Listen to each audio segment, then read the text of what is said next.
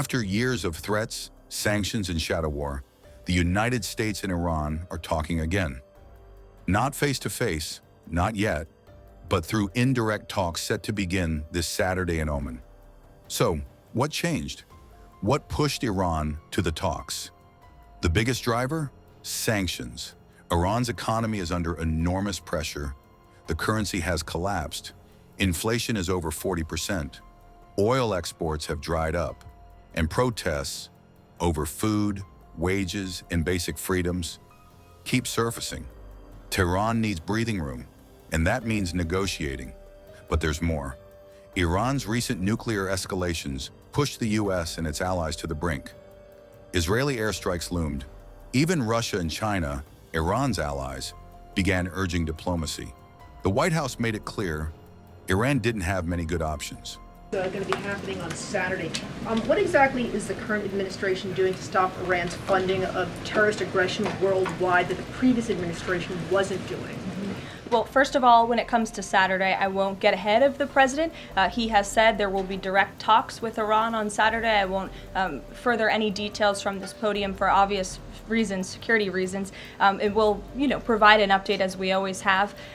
However, when it comes to Iran, the president has reimposed crippling sanctions on the Iranian regime, and he's made it very clear to Iran they have a choice to make.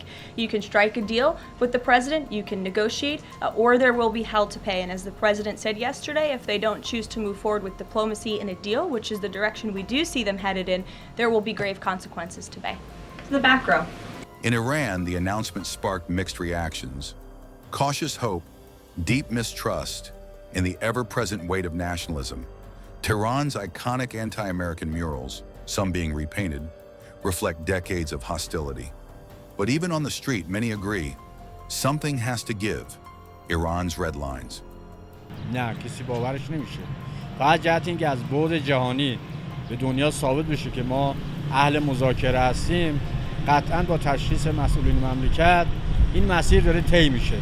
ان شاءالله نتیجه بگیره. با توجه به اوضاع اقتصادی که مردم در پیش دارن، به نظر من اگه بشه بهتره. اوضاع شاید روانتر بشه. But Iran's government is drawing clear boundaries. No direct talks, no one-sided pressure. مذاکرات همونطوری که اعلام شد و من هم دیشب طی توییتی اعلام کردم، روز شنبه برگزار خواهد شد در عمان. مذاکرات غیر مستقیم خواهد بود. ما شیوه دیگه‌ای رو برای مذاکره نمیپذیریم. مذاکراتی که اونها بخوان با از طریق فشار و تهدید اراده خودشون رو تحمیل بکنن، این یک مذاکره نیست، در حقیقت دیکته کردن هست و ما به این شیوه به هیچ وجه اعتقادی نداریم. مذاکره رو به شکل غیر مستقیم داریم دنبال میکنیم، طبق اعلامی هم که آقای دکتر عراقچی به عنوان عالی ترین مقامی که تو این زمینه در واقع هم اجرا رو به عهده دارن و هم طبیعتاً صحبت هاشون تمام کننده صحبت هست. مذاکرات در عمان آغاز خواهد شد به صورت غیر مستقیم و در سطح عالی هم طبیعتاً دنبال خواهد شد.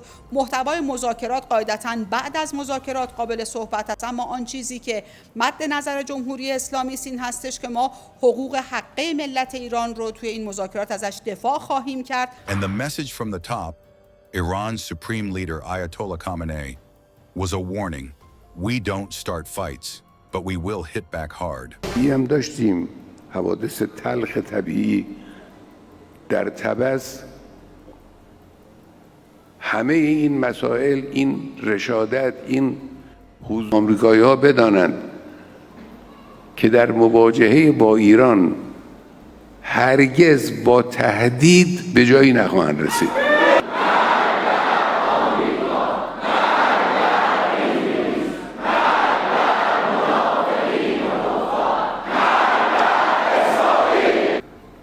تهدید میکنن، بدانند ما هیچ وقت شروع کننده برخورد به درگیری با این و اون نبودیم، اما اگر چنانچه کسی خباثت کنه و شروع کنه، بدانه که سیلی‌های سختی خواهد خورد.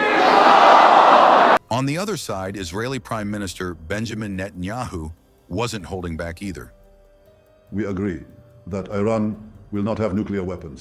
This can be done through an agreement, but only if this agreement is a Libya-style agreement, where they enter, blow up the facilities, and seal all the equipment.